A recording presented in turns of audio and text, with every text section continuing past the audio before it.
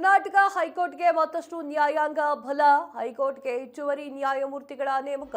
6 ಹೊಸ ಹೆಚ್ಚುವರಿ ನ್ಯಾಯಮೂರ್ತಿಗಳ ನೇಮಕ.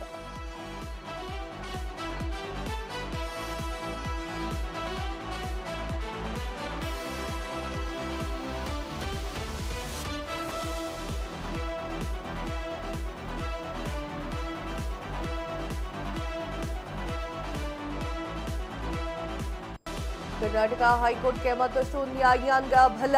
ಹೈಕೋರ್ಟ್ಗೆ ಹೆಚ್ಚುವರಿ ನ್ಯಾಯಮೂರ್ತಿಗಳ ನೇಮಕ. 6 ಹೊಸ ಹೆಚ್ಚುವರಿ ನ್ಯಾಯಮೂರ್ತಿಗಳ ನೇಮಕ.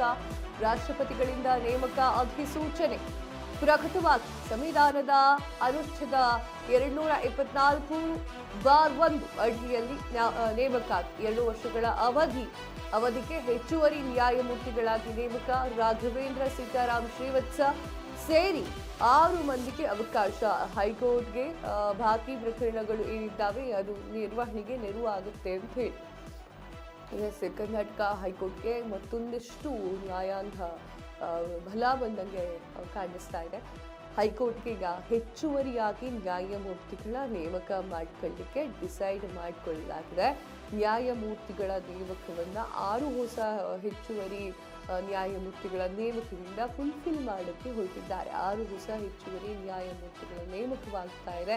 ರಾಷ್ಟ್ರಪತಿಗಳಿಂದ ನೇಮಕಾತಿ ಅಧಿಸೂಚನೆ ಕೂಡ ಹೊರಡಿಸಲಾಗಿದೆ. ಆ ಒಂದು ಅಧಿಸೂಚನೆಯನ್ನ ಈಗ ನೀವು ಸ್ಕ್ರೀನ್ ಮೇಲೆ ನೋಡ್ತಾ ಇದ್ದೀರಾ. ಸಂವಿಧಾನದ ಅನುಚ್ಛೇದ 224(1) ಅಡಿಯಲ್ಲಿ ನೇಮಕಾತಿ ಮತ್ತು 2 ವರ್ಷಗಳ ಅವಧಿಗೆ ಹೆಚ್ಚುವರಿ ನ್ಯಾಯಮೂರ್ತಿಗಳಾಗಿ ನೇಮಕ ಮಾಡಲಾಗಿದೆ. ರಾಘವೇಂದ್ರ, ಸೀತಾರಾಮ್ ಶ್ರೀವತ್ಸ ಸೇರಿ 6 ಮಂದಿಗೆ ಅವಕಾಶವನ್ನು ನೀಡಲಾಗಿದ್ದು ಹೈಕೋರ್ಟ್ ಬಾಕಿ ಪ್ರಕರಣಗಳ ನಿರ್ವಹಣೆಗೆ ನೆರವು ಮಾಡಲಿದೆ.